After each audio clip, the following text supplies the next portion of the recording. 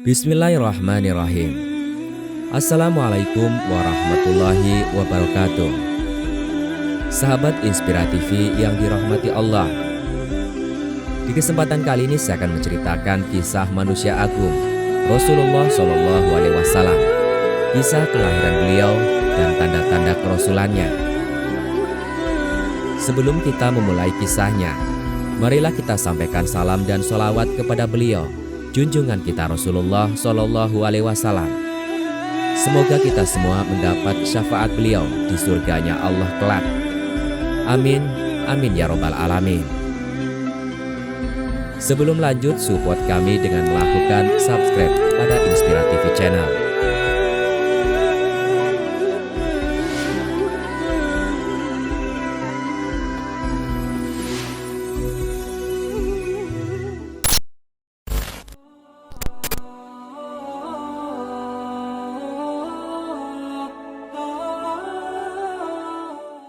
Rasulullah dilahirkan di tengah keluarga Bani Hashim di Mekah pada Senin pagi, tanggal 9 Rabiul Awal, permulaan tahun dari peristiwa gajah. Atau bertepatan dengan tanggal 20 atau 22 bulan April tahun 571 Masehi. Berdasarkan penelitian ulama terkenal Muhammad Sulaiman Al-Mansurfuri dan peneliti astronomi Mahmud Basha.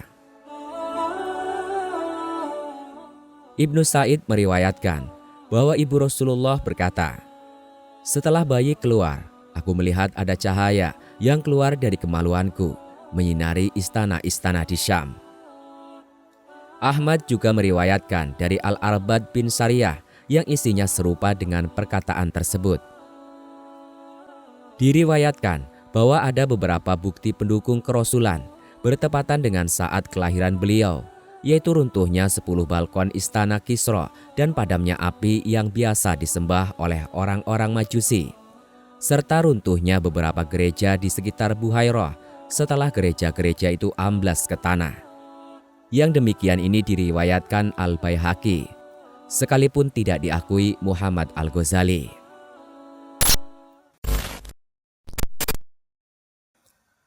Setelah Aminah melahirkan, dia mengirim utusan ke tempat kakeknya Abdul Muthalib untuk menyampaikan kabar gembira tentang kelahiran cucunya. Maka Abdul Muthalib datang dengan perasaan sukacita, lalu membawa beliau ke dalam Ka'bah seraya berdoa kepada Allah dan bersyukur kepadanya. Dia memilih nama Muhammad bagi beliau. Nama ini belum pernah dikenal di kalangan Arab. Beliau dihitan pada hari ke-7, seperti yang biasa dilakukan orang-orang Arab.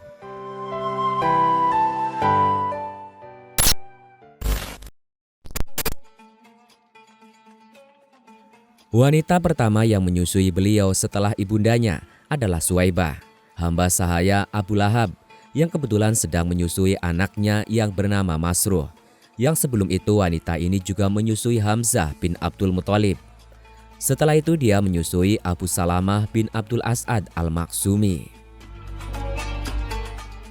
Tradisi yang berjalan di kalangan bangsa Arab yang relatif sudah maju, mereka mencari wanita-wanita yang bisa menyusui anak-anaknya, sebagai langkah untuk menjauhkan anak-anak itu dari penyakit yang bisa menjalar di daerah yang sudah maju, agar tubuh bayi menjadi kuat, otot-ototnya kekar, dan agar keluarga yang menyusui bisa melatih bahasa Arab dengan fasih. Maka Abdul Muthalib mencari wanita dari Bani Sa'ad bin Bakar agar menyusui beliau, yaitu Halimah binti Abu Thu'aib dengan didampingi suaminya Al-Haris bin Abdul Uzza yang berjuluk Abu Kabsyah dari kabilah yang sama. Saudara-saudara Nabi dari satu susuan di sana adalah Abdullah bin Haris, Anisah binti Haris, Husafah atau Juzamah binti Haris yang julukannya justru lebih populer daripada namanya sendiri, yaitu Asyaimah. Wanita inilah yang menyusui beliau dan Abu Sufyan bin Haris bin Abdul Muthalib, anak paman beliau. Paman beliau, Hamzah bin Abdul Muthalib, juga disusui di Bani Sa'ad bin Bakar. Suatu hari ibu susuan Rasulullah ini juga pernah menyusui Hamzah selagi beliau masih dalam susuannya. Jadi Hamzah adalah saudara Rasulullah dari dua pihak, yaitu Suwaibah dan dari Halimah Asy-Sya'diyah.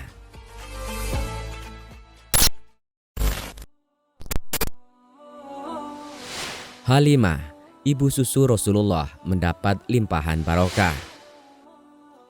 Halimah bisa merasakan barokah yang dibawa beliau, sehingga bisa mengundang decak kekaguman. Inilah penuturannya, sebagaimana dikatakan Ibnu Ishaq, bahwa Halimah pernah berkisah.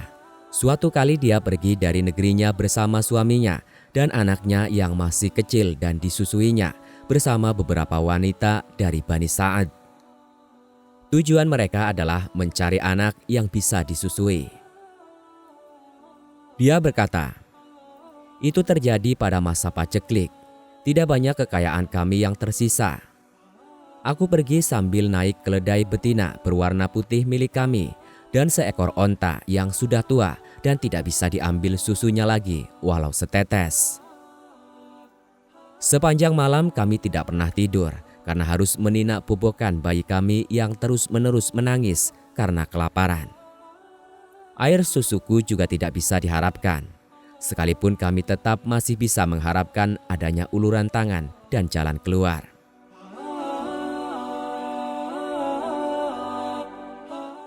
Aku pun pergi sambil menunggang keledai betina milik kami dan hampir tak pernah turun dari punggungnya, sehingga keledai itu pun semakin lemah kondisinya. Akhirnya kami serombongan tiba di Mekah dan kami langsung mencari bayi yang bisa kami susui. Setiap wanita dari rombongan kami yang ditawari Rasulullah pasti menolaknya setelah tahu bahwa beliau adalah anak yatim. Tidak mengherankan, sebab memang kami mengharapkan imbalan yang cukup memadai dari bapak bayi yang hendak kami susui. Kami semua berkata, dia adalah anak yatim. Tidak ada pilihan bagi ibu dan kakek beliau, karena kami memang tidak menyukai keadaan seperti itu. Setiap wanita dari rombongan kami sudah mendapatkan bayi yang disusuinya, kecuali aku sendiri. Tatkala kami sudah bersiap-siap untuk kembali, aku berkata kepada suamiku, "Demi Allah, aku tidak ingin kembali bersama teman-temanku wanita tanpa membawa seorang bayi yang disusui. Demi Allah, aku benar-benar akan mendatangi anak yatim itu dan membawanya. Memang ada baiknya jika engkau melakukan hal itu. Semoga saja Allah mendatangkan barokah bagi kita pada diri anak itu." Halimah melanjutkan penuturannya, "Maka aku pun menemui bayi itu dan aku siap membawanya. Tatkala menggendongnya, seakan-akan aku tidak merasa repot karena mendapat beban yang lain. Aku segera kembali menghampiri hewan tungganganku, dan tatkala puting susuku kusodorkan kepadanya, bayi itu bisa menyedot air susu sesukanya dan meminumnya hingga kenyang. Anak kandungku sendiri juga bisa menyedot air susunya sepuasnya hingga kenyang. Setelah itu keduanya tertidur pulas. Padahal sebelum itu kami tidak pernah tidur sepicing pun karena mengurus bayi kami." Suamiku menghampiri ontanya yang sudah tua. Ternyata air susunya menjadi penuh, maka kami memerahnya. Suamiku bisa minum air susu onta kami, begitu pula aku, hingga kami benar-benar kenyang.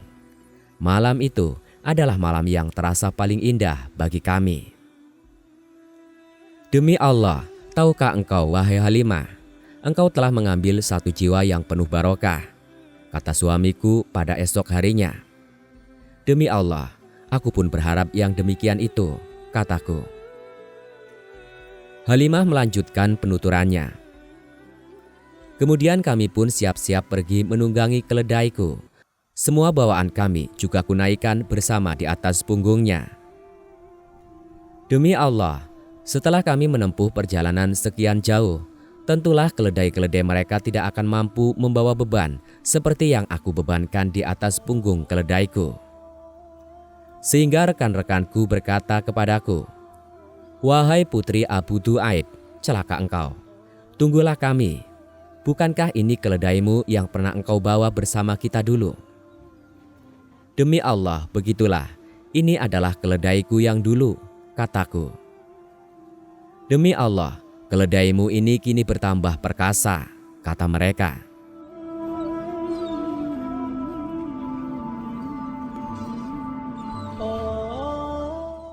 Kami pun tiba di tempat tinggal di daerah Bani Sa'ad. Aku tidak pernah melihat sepetak tanah pun yang lebih subur saat itu. Domba-domba kami datang menyongsong kedatangan kami dalam keadaan kenyang dan air susunya juga penuh berisi, sehingga kami bisa memerahnya dan meminumnya. Sementara setiap orang yang memerah air susu hewannya sama sekali tidak mengeluarkan air susu walau setetes pun, dan kelenjar susunya juga kempes. Sehingga mereka berkata garang kepada para penggembalanya, "Celakalah kalian, lepaskanlah hewan gembalaan kalian seperti yang dilakukan gembalanya putri Abu Du'aib." Namun domba-domba mereka pulang ke rumah tetap dalam keadaan lapar dan setetes pun tidak mengeluarkan air susu. Sementara domba-dombaku pulang dalam keadaan kenyang dan kelenjar susunya penuh berisi. Kami pun senantiasa mendapatkan tambahan barokah dan kebaikan dari Allah selama 2 tahun menyusui anak susuan kami, lalu kami menyapihnya. Dia tumbuh dengan baik, tidak seperti bayi-bayi yang lain. Bahkan sebelum usia 2 tahun pun dia sudah tumbuh pesat.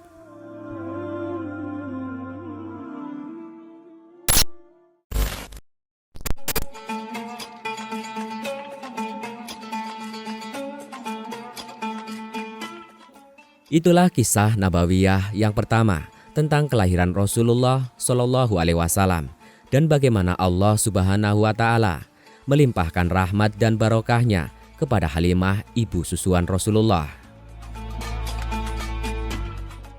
Ikuti Sirah Nabawiyah selanjutnya di Inspira TV Channel dakwah, motivasi dan inspirasi. Wassalamualaikum warahmatullahi wabarakatuh.